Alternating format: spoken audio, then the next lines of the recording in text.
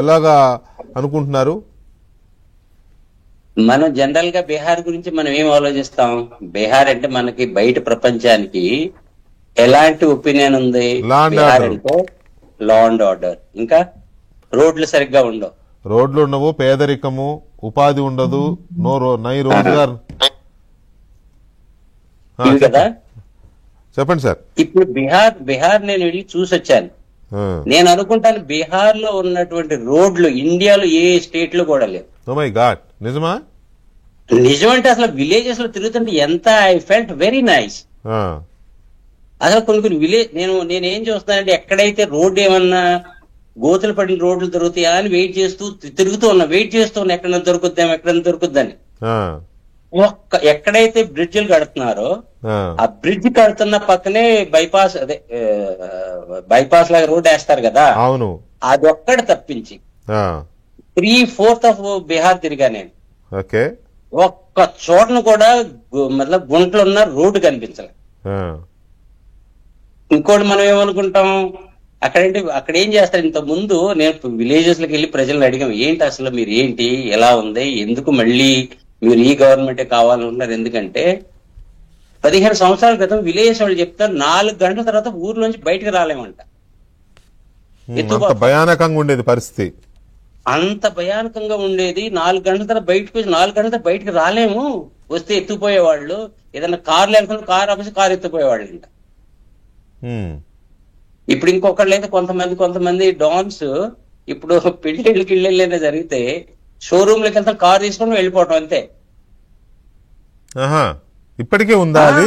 ఇప్పటికి కూడా ఉందా? ఇప్పుడు లేదు, 15 సంవత్సరాల 15-20 సంవత్సరాల క్రితం ఉన్నదిలే, కరెక్టే. అది ప్రజలకి ఏ గవర్నమెంట్ అయినా ఎక్కడైనా ఏం కావాలి. ఇప్పుడు నేను అనిపిస్తుంది నాకు, మనం ఇంతకుముందు సౌత్ అంటే ప్రోగ్రెస్, డెవలప్మెంట్, ఒక పొలిటికల్ పార్టీని ఇంకో పొలిటికల్ పార్టీని రెస్పెక్ట్ ఇవ్వటం, ఇవన్నీ చూస్తూ ఉండేవాళ్ళు. ఇప్పుడు నాకు అనిపిస్తుంది మనం ఒకరికొకళ్ళు ఇక్కడేమో రివర్స్ అయినట్టుంది. బీహార్ కిను మిగతా స్టేట్లకి రివర్స్ అయినట్టు కనిపిస్తుంది నాకు. డెవలప్మెంట్ వాళ్ళు అడాప్ట్ చేసుకుంటున్నారు, మిగతా అన్ని మనం అడాప్ట్ చేసుకుంటున్నాం. కానీ ఒక ప్రశ్నకి మీరు చెప్పండి, అంటే మై డౌట్, ఇప్పుడు 15-20 సంవత్సరాల క్రితం సిచ్యువేషన్ కి ఇప్పటికీ కంపేర్ చేసుకుంటే okay, there is development, no doubt.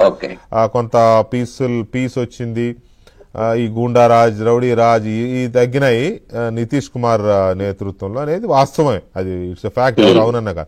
కానీ జనరేషన్స్ మారాయి కదా, ఎవ్రీ 10 years కి ఒక కొత్త తరము వస్తూ ఉంటుంది కదా ఓటింగ్ ప్యాటర్న్ లో.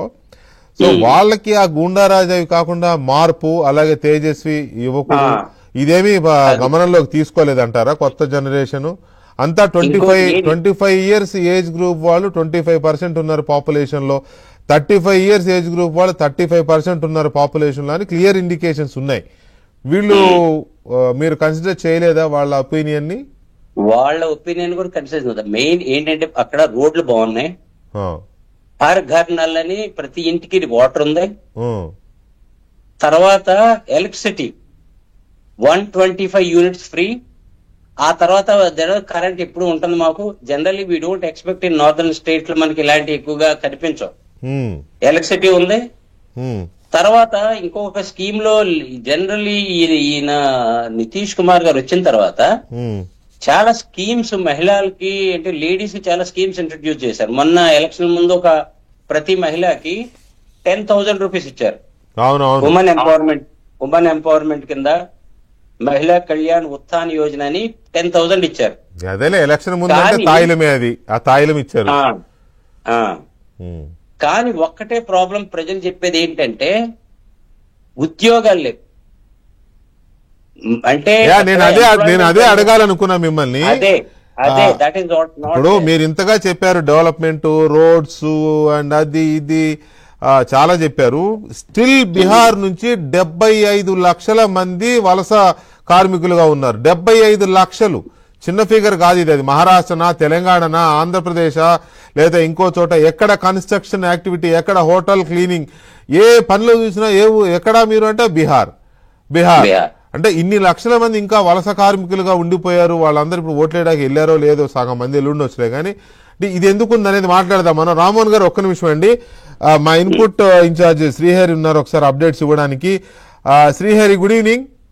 Good evening. Polling percentage Bihar the final గా వచ్చిందా అనేది ఒక